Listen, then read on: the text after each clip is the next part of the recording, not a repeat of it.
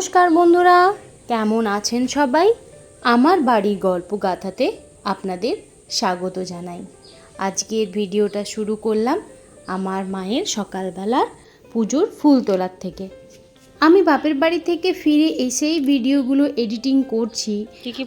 তার কারণ একটাই যে ঘাটালে না একদম মানে নেটওয়ার্কের খুব প্রবলেম হয়, তো ওখানে নেটের সমস্যা হচ্ছিল, তো আমি ওখানে ভিডিও এডিটিং করতে পারছিলাম না। আর ওখানে সত্যি কথা বলতে এতটাই বেশি এবারে ব্যস্ত হয়ে গেছিলাম, তো অনেক কিছু আমি করতেও পারিনি। তো যতটা পেরেছি করার চেষ্টা করেছি। আর এইবারে গেছিলাম সম্পূর্ণ কাজে, আমার কর্তাবাবুর ডাক্তার দেখাতে, ওই লাইসেন্সের জন্যে। তো বিশেষ এনজয় কিছুই হয়নি, শুধু ব্যস্ততার মধ্যেই কেটেছে।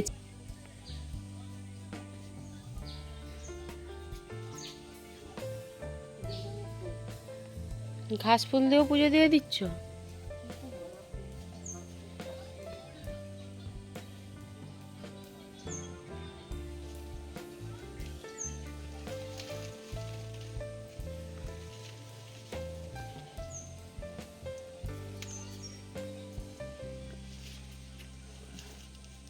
কাঞ্চন ফুল,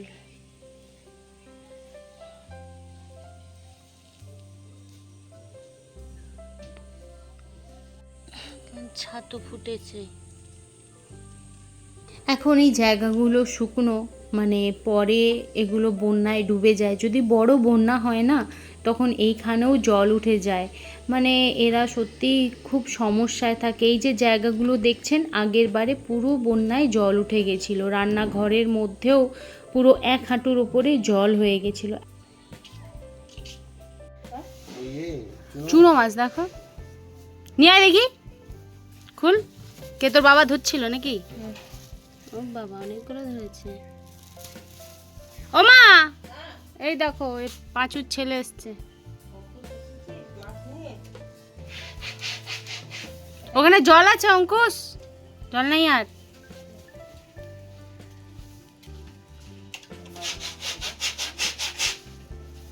দেখলাম তো, দেখলাম। আর এইদিকে বাপি যাচ্ছে বাজার। কিছু লাগুক আর নাই লাগুক, বাপিকে একবার বাজার যেতেই হবে। আসলে বাপি ঘরে একদম বসে থাকতে পারে না। যে কোনো একটা টাইম বাপিকে বেরোতেই হয়। বিকেলবেলাতে বেরোতে পারে না, তো সকালবেলাতে যাই হয়ে যাক সে বাজার যাবেই। আর ওই যে মাছ দিয়ে গেছিলো, আমি এখানে মাছ নিয়ে বসে পড়েছি মাছ বাছতে। চলো।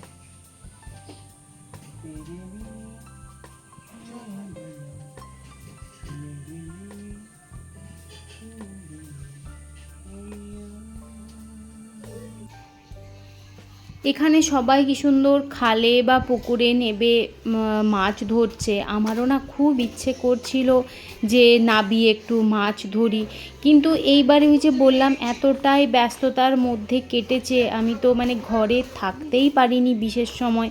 সকালবেলা তো প্রতিদিনই বাইরে কোথাও না কোথাও আমাকে যেতেই হচ্ছিল, তো ওই আশাটা না সত্যিই আমার থেকেই গেল। আর আমি মাছটা ধরতেও পারলাম না, আর আপনাদের সাথে আমি শেয়ারও করতে পারলাম না। কারণ ওইটা যদি করতাম, আমার ছোটোবেলার আরেকটা স্মৃতি মন্থন করা হতো। কারণ এই বন্যার সময় তো আমার বিশেষ আশা হয় না। এই কদিন আগে খুব বন্যা হয়েছিল, আবার দেখুন জল নেমে গেছে এখন, আবার তো বন্যা আসছে, জল তো একটু একটু করে বাড়ছে। এই সব রাস্তাগুলো তখন ডুবে যায়। এখানে নৌকা চলাচল করে, এখানে তখন আর মানুষ হাঁটা চলা করতেই পারে না।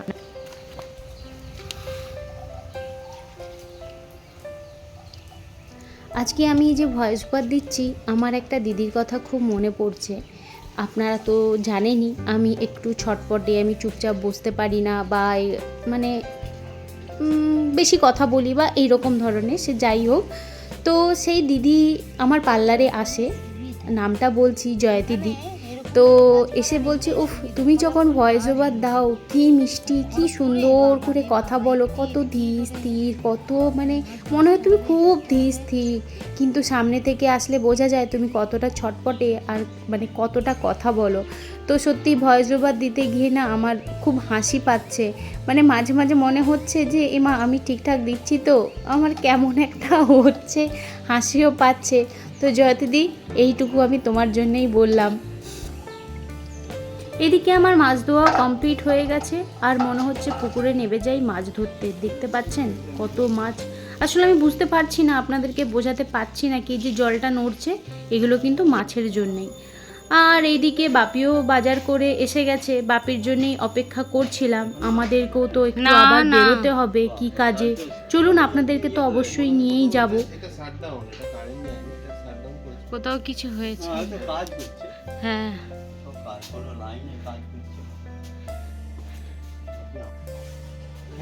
কিরে উঠে পড়লি যে সকাল সকাল? উঠে পড়লি কেন? কারেন্ট নেই বলে? কারেন্ট নেই তাও চাদর চাপা দিয়ে শুচ্ছিস? ভাব ভাব ভাব। তো আমরা তো চলে এসেছি, বুড়ো বয়সে লাইসেন্স করাতে এসেছি কর্তাবাবুর জন্য। ও ঠিক আছে, তো কি হবে? ও তো পুলিশই দেখবে, আর কে দেখবে, তাই না বন্ধুরা? পুলিশ তো দেখবে লাইসেন্সের ফটো, অত হিরো সাজার কি আছে। তো আমাদের এই ঘাটাল এসডিও অফিস, আমাদের এসডিও অফিস ঘাটালের, আমাদের ঘাটালের এসডিও অফিস বলেছি। বাবা আমাদের একটুও বলতে দাও না কেন বলো তো? ঘাটালটা তো আমারই। আর কর্তাবাবু এখানে গাড়ি ট্রায়াল দেওয়ার জন্য দাঁড়িয়ে পড়েছে। আমি না এই ভিডিওটা সম্পূর্ণ লুকিয়ে করছিলাম, এখানে কোনো পারমিশন ছিল না ভিডিও করার। তো আমি ভেবেছিলাম আপনাদেরকে পুরো ভিডিওটাই দেখাবো, কিন্তু কর্তাবাবু ওখান থেকে চিৎকার করে বলছে, এই তুমি ভিডিও করছো না তো? মানে আমি লুকিয়েই করছিলাম, কেউ বুঝতে পারছিল না। তো বলে দিতে তো সবাই আমার দিকে তখন তাকাচ্ছে, তো আমাকে ওখানে না ভিডিওটা করা বন্ধ করে দিতে হয়েছে। বাকিটা আপনাদের সাথে আর শেয়ার করতে আমি পারিনি। আর আমাদের এই ট্রায়াল দেওয়া হয়ে গেছে, কর্তাবাবু ফেল করেছে, ফেল করে আমরা বেরিয়ে পড়েছি। আসলে ফেল করার কারণটা হচ্ছে লুকিং গ্লাস ছিল না, বাকি ও ঠিকঠাকই গাড়ি চালিয়েছে, লুকিং গ্লাস না থাকার জন্যে কোনটা ফেল করে গেছে। গাঁজারি পাঁচটা একটা ভালো জিনিস দেখাই আপনাদের, পান দোকানের নাম দেখুন।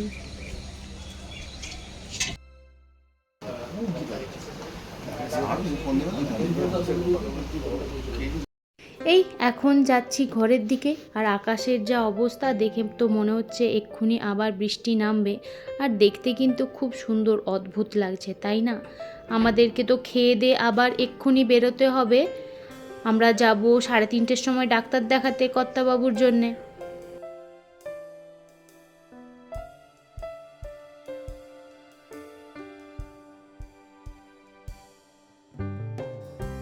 এইদিকে রাস্তাটা দিয়ে আসলে না আমার খুব সত্যিই মনটা খারাপ হয়ে যায়, কারণ এই দিকেই আমার আড্ডা ছিল বলতে পারেন, কারণ আমার বন্ধুদের বাড়ি, স্কুল সব কিছুই এই দিকে। আর আমার স্কুল লাইফটা এতটাই সুন্দর ছিল, মানে মনটা খুব খারাপ লাগে স্কুলের সামনে আসলেই। তো স্কুলের সামনের গেটে এসে আবার সেই যেন পুরনো দিনের কথা মনে পড়ে গেল। এই যে এই হচ্ছে আমাদের স্কুল। তো মানে ছুটির সময় বা স্কুল যাওয়ার সময় কি যে আনন্দ করতাম আমরা, সীমার বাইরে। তো ওই জন্যে আপনাদেরকেও আমার স্কুলের গেটটা দেখালাম। ভেতরে একদিন আপনাদেরকে নিয়ে যাব সুযোগ সুবিধা হলে। আসলে এখন না আর সেই পুরনো কোনো টিচাররা নেই, তো এখন ওই জন্য যেতে একটু ইতস্ততই লাগে, কারণ কে চিনবে কে চিনবে না। কারণ আর পুরনো দিদিমণি স্যারেরা হলে আমাকে তো খুবই ভালোবাসে, ওরা তো সবাই আমাকে চেনেই। আর এই এসে গেছি ডাক্তার দেখাতে কর্তাবাবুর জন্যে।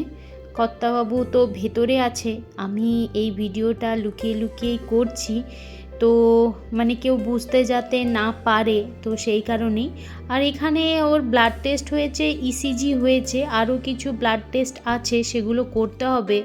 তো আপনাদেরকে আমি যতটা পেরেছি লুকিয়ে ভিডিও করেই দেখানোর চেষ্টা করেছি।